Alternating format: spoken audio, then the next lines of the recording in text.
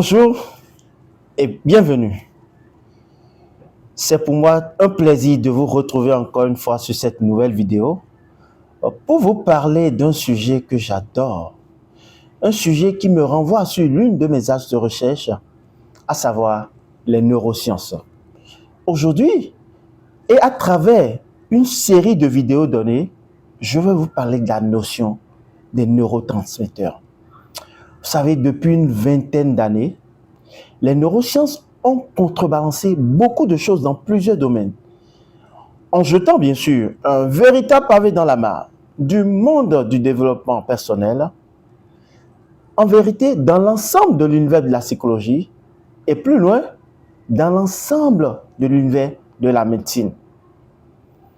Et ces différentes données, certains l'ont entendu, ils ont intégré ça dans leur mode de fonctionnement, dans leur façon d'accompagner, leurs patients. D'autres ne l'ont pas fait.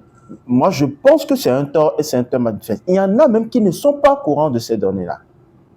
Et c'est pour ça, à travers cette série de vidéos, nous allons pouvoir rétablir certaines vérités. Parce que ce que je vais vous apprendre aujourd'hui à travers cette série de vidéos va permettre deux choses. La première, de vous rassurer. De vous rassurer tant au fait que parfois, nous allons attribuer à nos modes de fonctionnement des composantes psychologiques qui n'existent pas. C'est-à-dire que parfois, nous pensons que nos problèmes sont psychologiques, mais en réalité, ils ne le sont pas. Ils sont plus liés à un dérèglement neurochimique. Parfois, nous trouvons des causes à des maladies que nous vivons dans la vie qui ne sont pas les vrais mobiles. Parce que vous faites tous les bilans au top, bilan sanguin, tous les bilans scanners cérébral et tout, mais les bilans révèlent que vous êtes en bonne santé. Donc, tout est négatif. Mais physiquement, en vous voyant, mentalement, en vous voyant, on sait que vous êtes malade. Mais comment se fait-il? C'est bien sûr à travers cette série de vidéos sur les neurotransmetteurs, vous allez avoir des réponses désormais à ces questions-là. Ça va permettre de vous déculpabiliser. Parce que vous et moi, vous ne savez pas combien de fois nous sommes guidés par la chimie que produit notre cerveau. Combien de fois nous sommes guidés par notre neurochimie.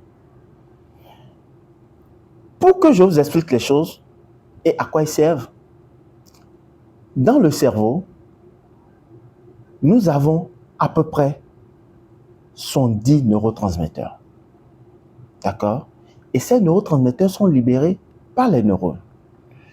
Nous allons avoir le neurone, qui est une cellule nerveuse au niveau de notre cerveau. Le neurone va avoir un filament qu'on appelle axone, qui va arriver sur une zone synaptique. Les neurones, en fait, ne se touchent pas. D'accord? Et au niveau de la zone synaptique, il y a des réserves de neurotransmetteurs qui vont être libérés. Et quand le neurotransmetteur se libère suite à une information, à un type de messager donné, pour générer une impulsion électrique ou une connexion électrique. C'est pour ça que on parle de lecture, on arrive à lire l'activité du cerveau. On lit l'activité électrique, l'activité magnétique du cerveau qui est générée par les neurotransmetteurs. Et en fait, les neurones, pour vous dire vrai, c'est comme le mot des neurones, quoi. Les neurones se parlent entre eux. Et le but de notre système neuronal, c'est en fait que le neurone transmette, c'est de transmettre l'information à un maximum de neurones pour pouvoir nous permettre d'adapter les choix, les prises de décision, les comportements. Bref, le bon fonctionnement de l'être humain et son adaptation par rapport à ce qu'il est en train de vivre, soit maintenant, soit par rapport à son passé, soit par rapport à son futur. En fait, mes seigneurs, nous sommes en vrai des connexions neuronales incroyablement puissantes et organisées. Quand nous prenons au niveau de notre cerveau, nous avons à peu près 110 neurotransmetteurs. Mais parmi ces neurotransmetteurs, mes seigneurs, il y en a 6 dont je vais vous parler. Et 6 dont la base de fonctionnement est importante pour nous. Mais parmi ces 6, il y a 4 que nous allons favoriser dans notre vie. Parce que dans ces 6-là, les 2 autres découlent d'un parmi les 4 qui sont essentiels dont je vais vous parler d'abord, après les 2 autres. Donc, ces 4 neurotransmetteurs composent le gros de notre personnalité. C'est leur combinaison qui conditionne nos caractères, nos comportements, nos choix, nos prises de décision. Bref, c'est la combinaison de ces 4 neurotransmetteurs qui conditionnent les domaines de vie qui caractérisent un être humain en bonne santé. Quels sont ces domaines qui caractérisent un être humain en bonne santé? La mémoire, la capacité à concentrer son attention, votre forme physique et votre forme mentale. Si vous êtes en déficit dans ces 4 domaines qui caractérisent votre santé, votre bien-être, alors vous avez démarré, c'est même un signe d'avant-coureur que vous êtes en train de perdre votre équilibre. Et les 4 neurotransmetteurs principaux dont je parle, il s'agit de la dopamine. La dopamine, c'est l'essence dans la voiture. L'acétylcholine, c'est la batterie dans la voiture. Le GABA, c'est le refroidisseur. Quand le moteur chauffe, c'est lui qui calme les choses. La sérotonine, c'est tout un confort embarqué. Voilà les 4 neurotransmetteurs qui conditionnent le gros votre comportement, le gros vos caractères, votre manière d'agir, de penser, qui explique vos souffrances dans la vie, vos maladies. Parce que le vrai problème, en réalité, quand nous prononçons ces neurotransmetteurs, nous avons un minimum au niveau de notre cerveau. Il y a un capital de neurotransmetteurs que nous avons au niveau de notre cerveau. La vraie question que nous devons nous poser, est-ce qu'il y a excès ou il y a carence dans ces neurotransmetteurs? Il y a très peu de neurotransmetteurs en excès, bien sûr. Je répète, en excès peuvent vous poser de problèmes. Mais en carence, ces neurotransmetteurs génèrent des modes de fonctionnement qui vont... En fait, ça génère des modes de fonctionnement en chaîne qui vont jusqu'à expliquer votre mode de fonctionnement quotidien, votre mode de fonctionnement psychologique quotidien. C'est-à-dire que la combinaison de ces 4 neurotransmetteurs et leur carence explique à eux seuls les problèmes dont vous souffrez dans la vie.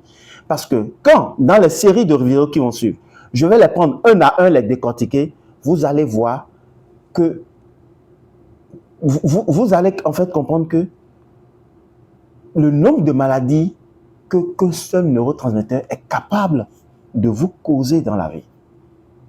Vous voyez bien qu'il est important de comprendre le fonctionnement de ces neurotransmetteurs et de l'intégrer dans son mode de fonctionnement.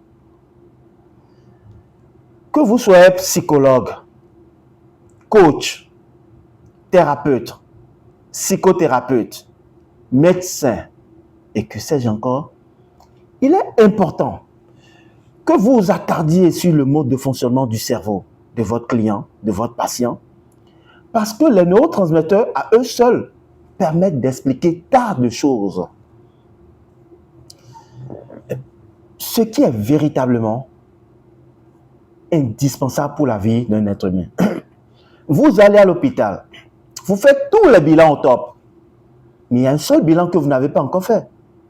En réalité, qui en dit long sur vous, c'est le bilan, le test de ces neurotransmetteurs qu'il faut aller faire. Est-ce que vous qui me suivez, vous l'avez fait une fois? Demandez à votre médecin de vous le faire. À défaut, nous nous sommes rompus à cette tâche-là.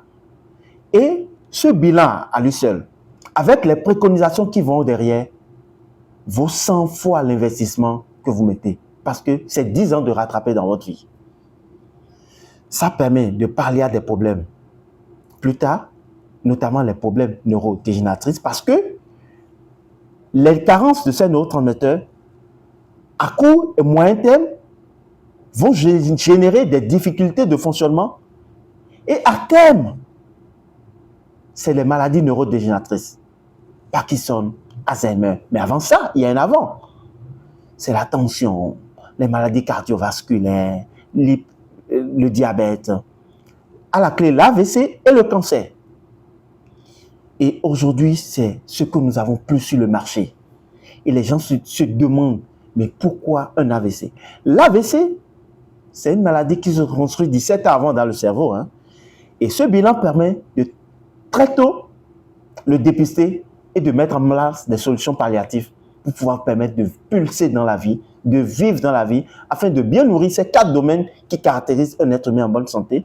Je veux parler de la mémoire, la capacité à concentrer son attention, sa forme physique et sa forme mentale.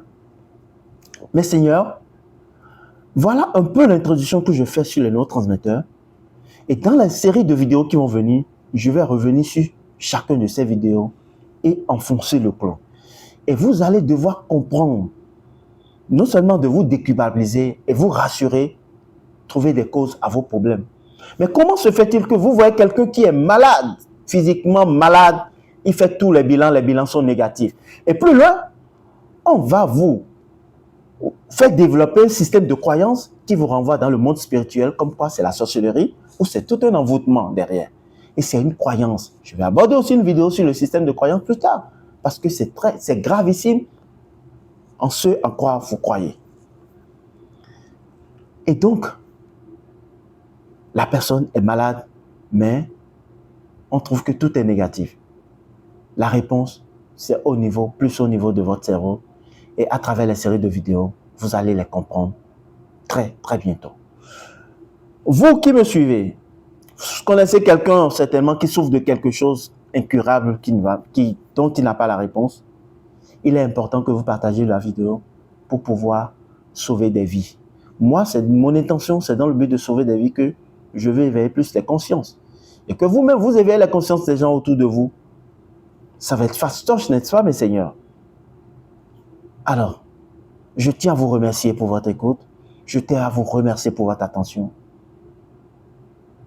À très vite pour une prochaine vidéo sur le premier neurotransmetteur. Ça va être certainement la dopamine. Merci, mes seigneurs.